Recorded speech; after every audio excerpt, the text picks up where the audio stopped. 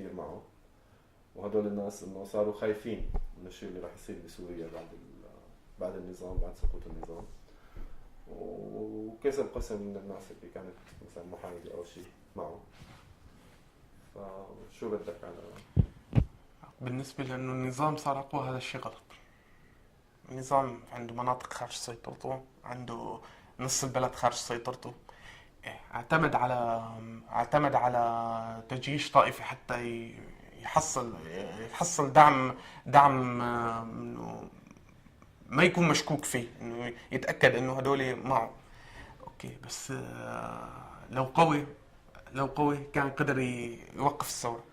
الثورة بلشت سلمية، وما كان ولو فعلا قوي كان قدر يوقفها هي سلمية.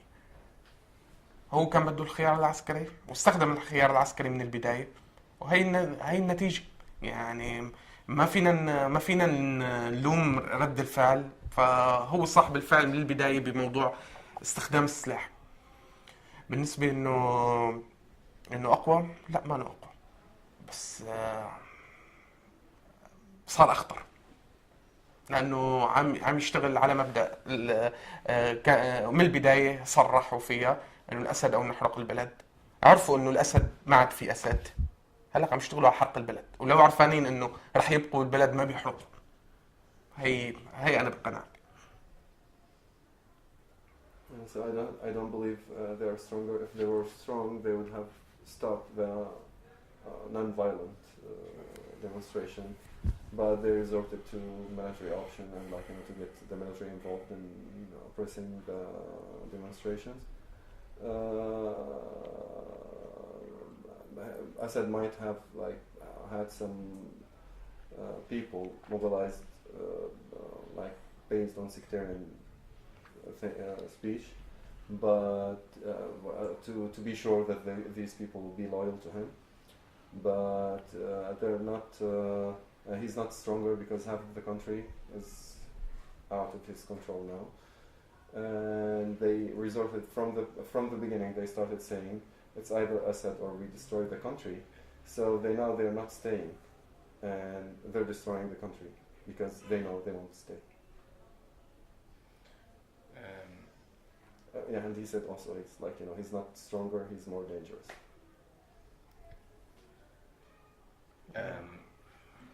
فأني ما هون هذا إنه الحيوان الجريح أخطر من الحيوان السليم.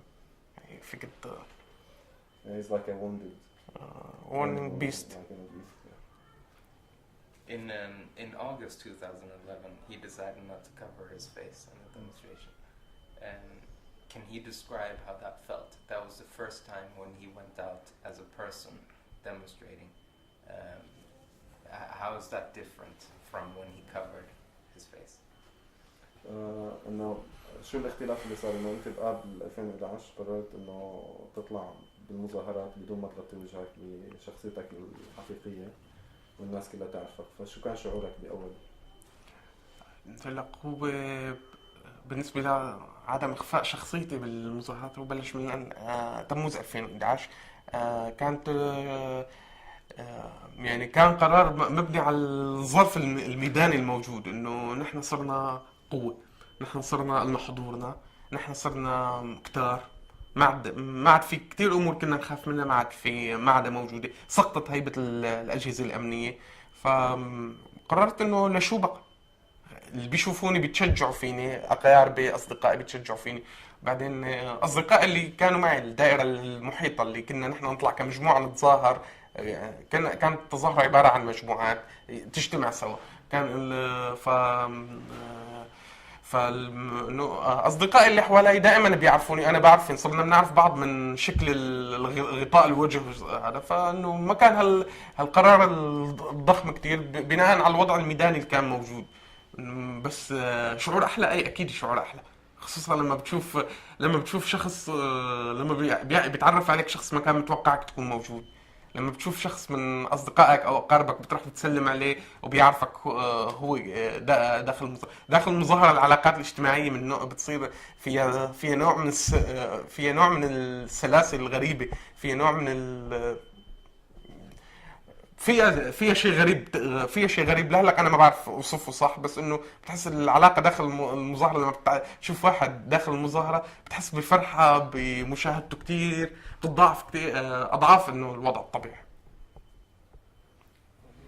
So I started uncovering my face in July 2011, and it was because what we had back then, we felt we are stronger, we felt we are like the majority of the city going against on demonstration against the regime. The feeling was, I cannot describe it, I cannot say, it's like when you see someone you know in the demonstration itself, it becomes like, you know, this feeling that I cannot describe. People get to know each other, and sometimes we get to know each other and we feel different during the demonstration.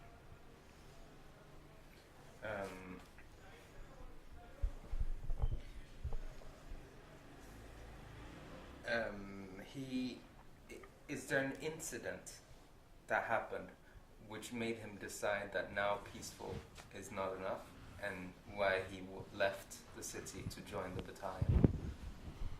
هل في لحظة معينة أو حادثة معينة خلتك تفكر إنه الوسائل اللاعنفية ما عادت تجدي نفعا، ولذلك قررت إنه أنت تنضم لكتيبة من الكتائب؟ العمل السلمي ما سقط برأيي لحد الآن. العمل السلمي موجود وحاضر لحد اللحظة، بس إذا بدنا نستمر ونقدر نبقى، فما القناعة إنه العمل المسلح صار ضروري. قناعة ما تشكلت بين يوم وليلة، قناعة تشكلت بناء على تسلسل أحداث. بس في كتير أمور خلتني كتير أتحمس بهذا الاتجاه. إنه بشهر شباط الماضي أحد الأصدقاء اغتيل بطريقة شنيعة بإطلاق نار. أحد أصدقائي اللي اشتغلنا سوا واللي بعرفه واللي هو شاب كتير رائع اغتيل بإطلاق نار بطريقة شنيعة. كان لوحده بمزرعة، اجوا واطلقوا عليه النار. صار الموضوع تصفية ميدانية. صديق تاني اطلقوا عليه داخل السوق، داخل اكبر شارع عندنا بالمدينة، اطلقوا عليه النار واصابوه. حاليا هو بوضع صحي كتير بشع، يعني وانصاب إصابة رح تأثر عليه لكامل مستقبله. فموضوع القناعة بالعمل المسلح ما اجت وليدة لحظة، بس في أمور حمست لها أكثر. بس هي نتيجة تراكمية فينا نقول، ما اجت وليدة لحظة. Yeah, I need him to repeat because it was all last February and they. So, yeah, it's always they. So, I need to define they. فيك تعد لي اياها، بس انه مثلا هاي شباط الماضي اللي شباط تبع يعني 2000 شباط 2013. ايه، فعد لي الاجابه، وهي انه مين هن يعني هدول اللي فاتوا، يعني انه مين هن يعني. هلا بالنسبه بعيد كامل الجواب. ايه، انه احكي لي انه مثلا انه انت حكيت بلشت بالبدايه انه الحراك، شايف انه الحراك السلمي ما هلا بالنسبه لانه الحراك السلمي ما عاد ينفع، هذا شيء غلط. الحراك السلمي مستمر. الحراك السلمي لحد الان في مظاهرات. امبارح يوم الجمعه امبارح اللي هو 5/7/2013 في 120 مظاهره، في 120 نقطه تظاهر. هذا رقم مو سهل بعد 2.5 من القمع. المظاهرات مستمرة، العمل السلمي موجود، العمل الإغاثي هذا كلياته موجود، بس العمل المسلح ما فينا نستمر بله. هي قناعة ما تولدت بناء عن يوم وليلة. هي قناعة تولدت بناء عن شهور من القمع، شهور من القسوة، عدة تراكمات. بس في عدة أحداث حمستنا بهذا الاتجاه، انه الموضوع العمل المسلح صار كتير ضرورة قصوى. استشهد عدد من اصدقائي، بس كانت اكثر حادثة واللي اعتبرتها انه ممكن انا تتكرر معي هي بشباط 2013. انه أحد الأصدقاء واللي اشتغلنا سوا تم تصفيته تصفية ميدانية بشكل شنيع جدا، بطريقة بشعة كتير. أطلق إجت الشبيحة، أطلقوا عليه النار وتركوا.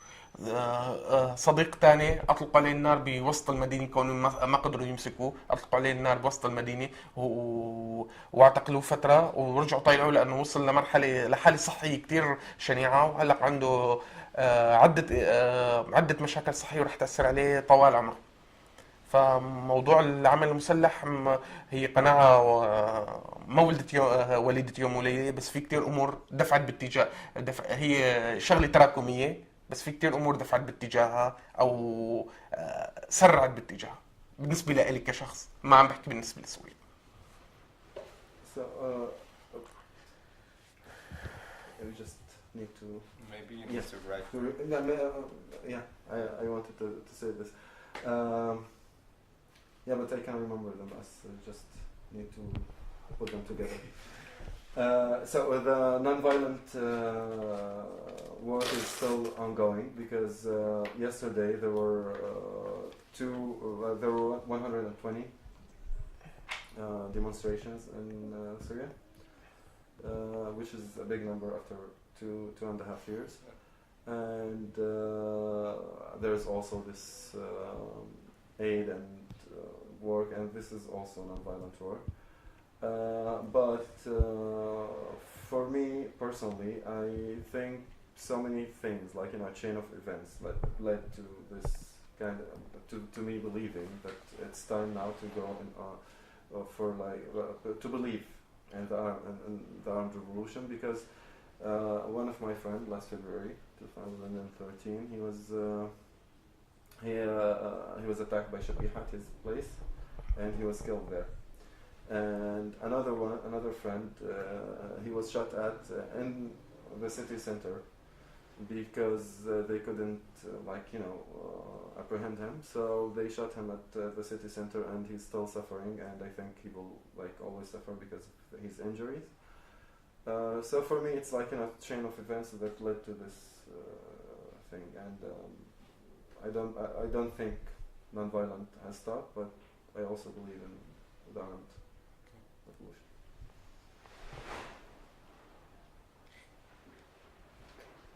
If I say, because of some of the elements of the opposition are quite radical, so if I say that it's basically the same to fight in the FSA or Nusra or the other opposition groups, or fight in the Assad army, what would you say to that? Sorry, just that there's no difference. There's no moral difference in fighting in the opposition side to the Assad side. What would he? They're both criminals. انه مثلا هلا في ناس انه ممكن تقول لك انه الطرفين مجرمين، انه ما في فرق هلا يعني باللي عم بيحارب بين هذا الطرف او من هذا الطرف، لانه في عندك كثير ناس